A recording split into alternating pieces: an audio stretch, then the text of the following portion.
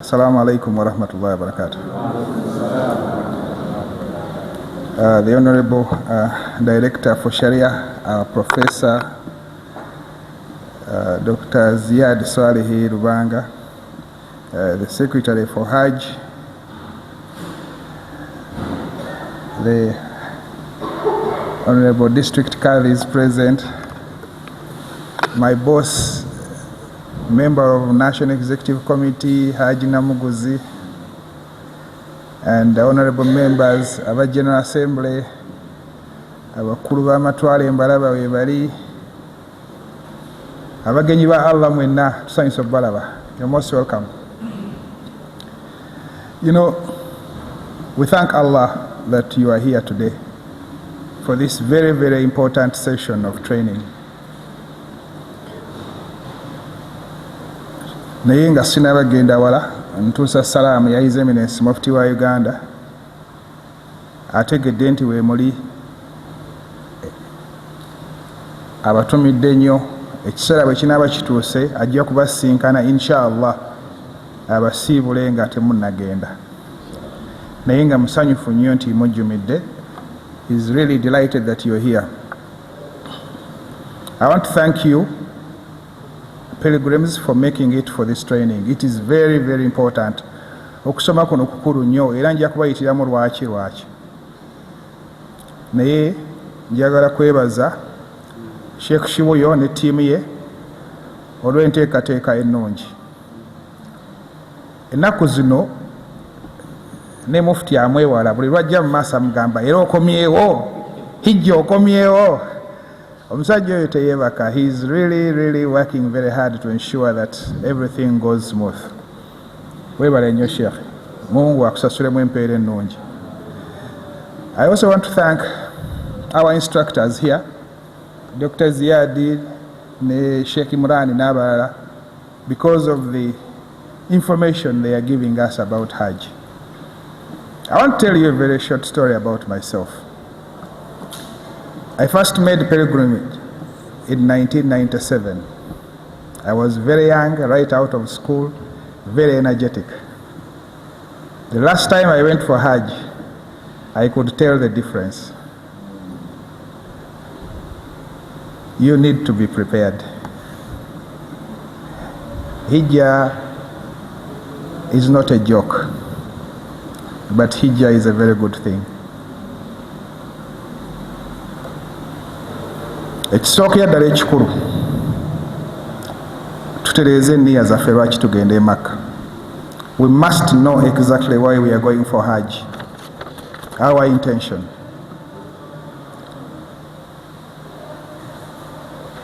Make sure that you are pure and you're going solely for Allah. Oftentimes we get different thoughts.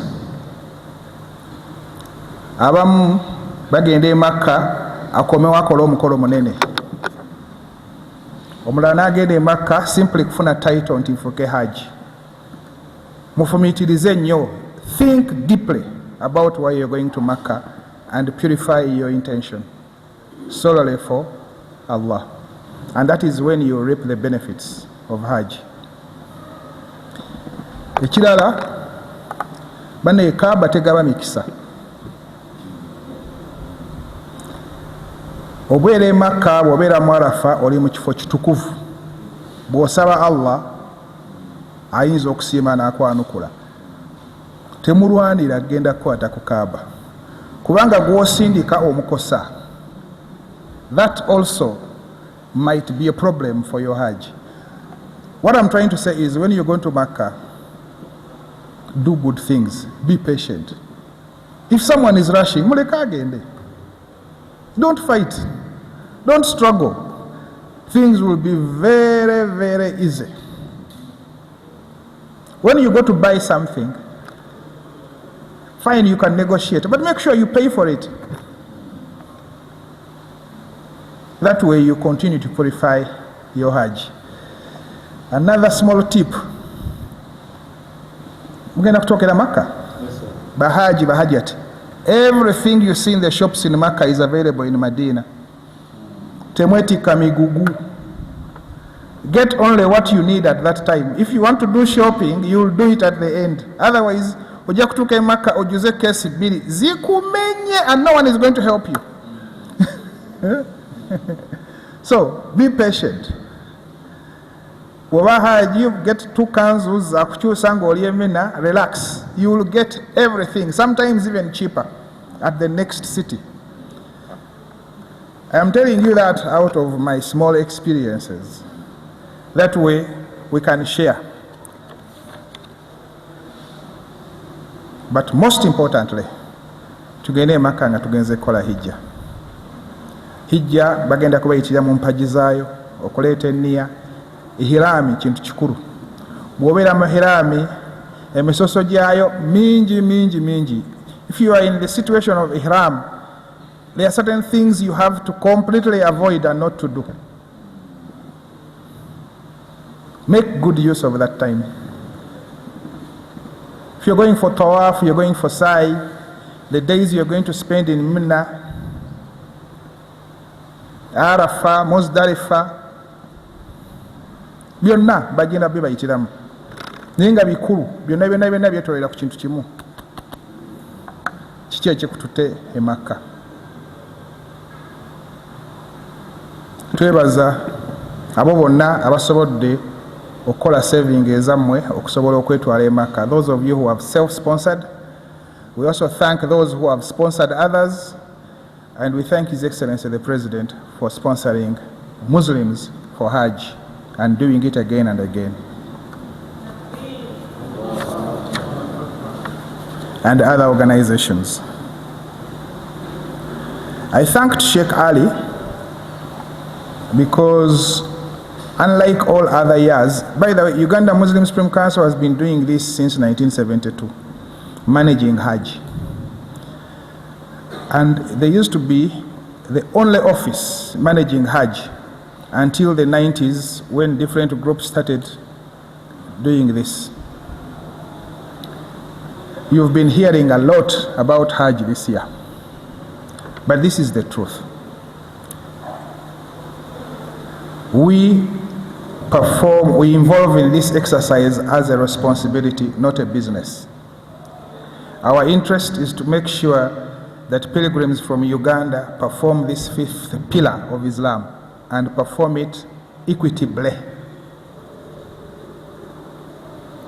When you go to Makkah, there are people who are responsible for negotiating the services you receive there.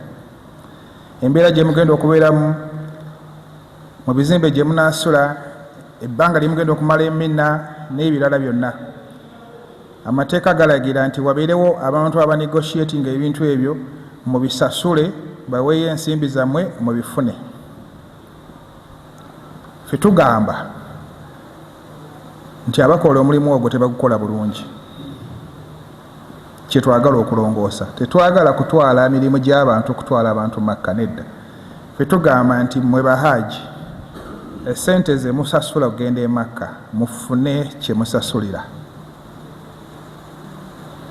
Musule mu bifo ebirungi, musule mu bifo ebibanguyira okukola emikolo gyammwe kubanga mubisasulira.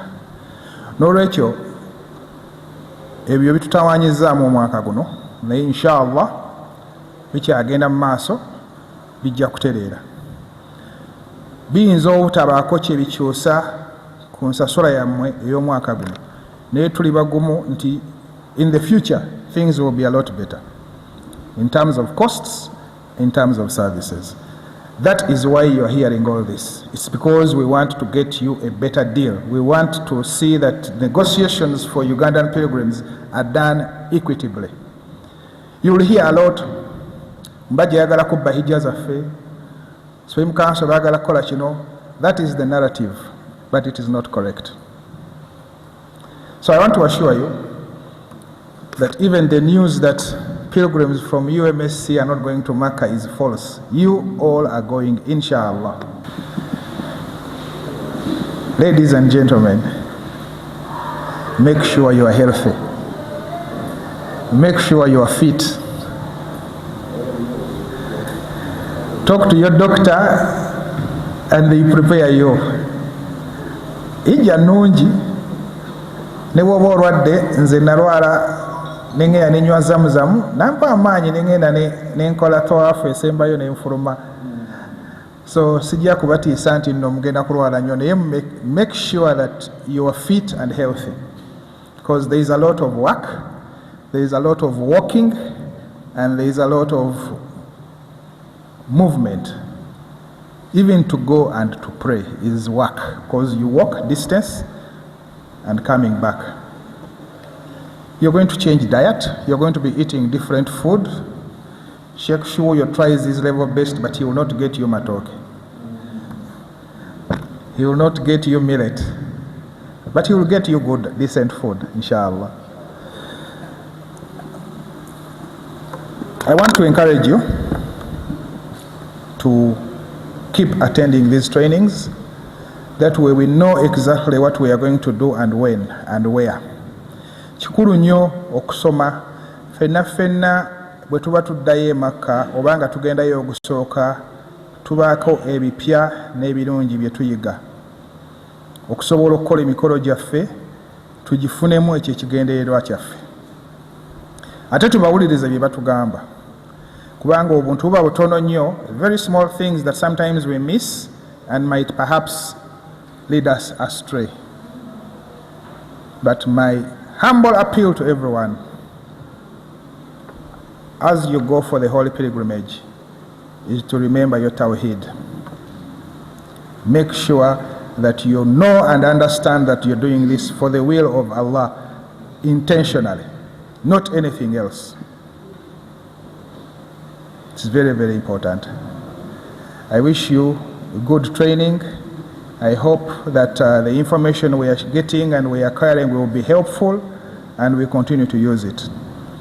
I have asked Sheikh Shuyo to prepare these books, but I've asked him to review them and make sure that all the steps are very clear.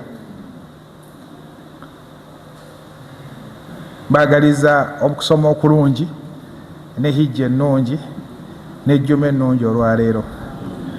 Assalamu alaikum wa rahmatullahi wa barakatuh.